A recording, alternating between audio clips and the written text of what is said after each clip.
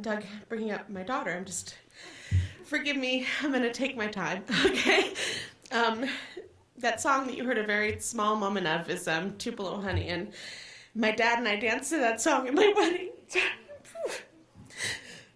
So I remember he was holding me so tight, and he was crying so much, and at the time I was just like, it's okay, Dad. I'm just getting married, and I live 20 minutes away.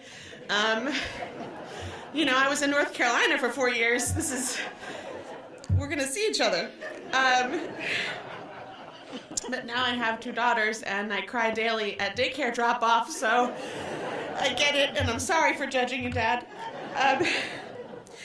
Being Tony Lynn's daughter meant never doubting that he loved me or that he was proud of me.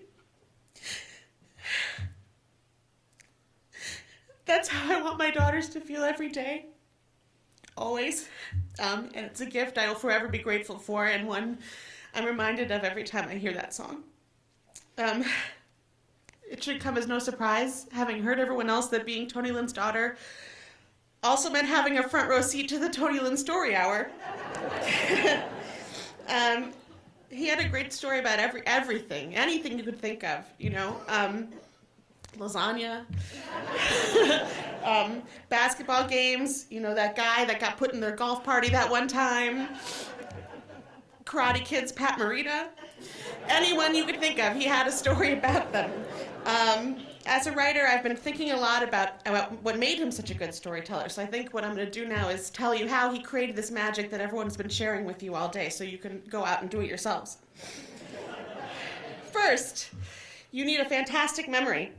My dad talked to everyone, read voraciously, kept up on sports, news, pop culture, and he remembered it all. And then he could pull these random bits of knowledge, a stat, a name, a historical reference, you name it, he could cite it when the story called for it.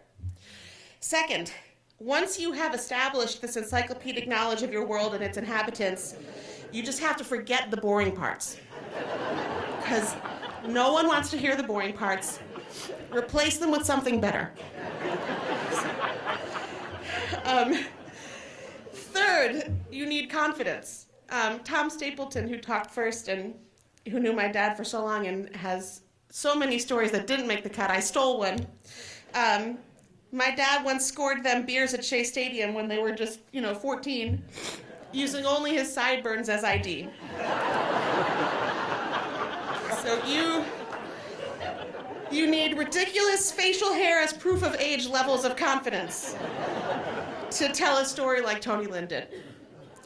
Finally, and this is a big one, you need to live a life that is story-worthy, a life that creates more stories. And you do that by trying new things and meeting new people and jumping into new situations with an open mind and an open heart. Everyone I've talked to in the last few months, even people who only met my dad once or twice, they all have these specific and wonderful memories to share about him. And that's because he wasn't a passive presence. He told stories, but in doing so, he made them too, for himself and for anyone he crossed paths with. So this brings me to a story, an example of how my dad did this, how he brought it all together.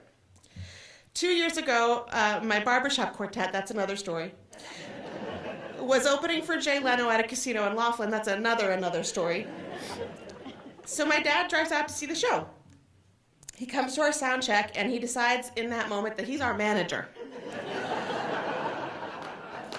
Because obviously the Sweet Adelaide's Region 11 fifth place quartet has theatrical representation. He jumps right in, he introduces himself to the tech crew, he's inspecting the green room. Suddenly people are asking him, is this okay? Does this work for the girls?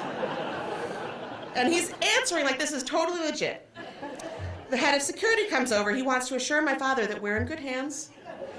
And he slips my dad his card, in case he needs any help at all the fictional future events his all-women's barbershop quartet's going to be playing. Soon, Jay Leno joins us, and there's my dad pulling up some article in his head that he read, quizzing Jay about life on the road. So Jay, what, you're doing like 200 shows a year now? And now he and Jay are chatting it up like two guys on the circuit, not like a former host of The Tonight Show and a guy who snuck into soundcheck 20 minutes earlier. Finally, it's showtime, and my dad goes back into the crowd to resume his regular identity. He tells everyone seated near him that will listen that that's his daughter up there. And I figure his managing days are over until I get an email the next week. He's forwarded his recording of us singing a Beach Boys medley to Brian Wilson's people. He really did. I was like, this is insane. He's trying to get us an invite to perform for him. It was crazy and it didn't happen. But he had to try because think of the story it would make. To an outsider, to someone not in this theater today, that all might seem kind of nuts. But I'm sure everyone here has a memory just like it because it was so him. Smart, funny, charming, quick-witted, outgoing, headstrong, confident. It's just one in a lifetime of stories he created for me, and just one of the many reasons why that feeling he gave me of being loved and supported wasn't as mutual. I will always love my dad and be proud of him. Proud and lucky to be his daughter. So the Lynn family is Irish and Italian, and my dad used to say we all had to pick one.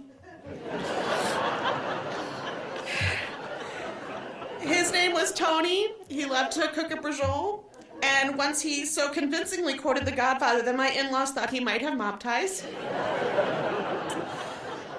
So Dad was Italian. My name is Megan, and I can't tan, so I'm Irish. And that's why I asked the quartet, my dad's first and only management clients, to sing this blessing for him with me, not live because I would not make it through it, but please enjoy this recording from my iPhone. Thank you.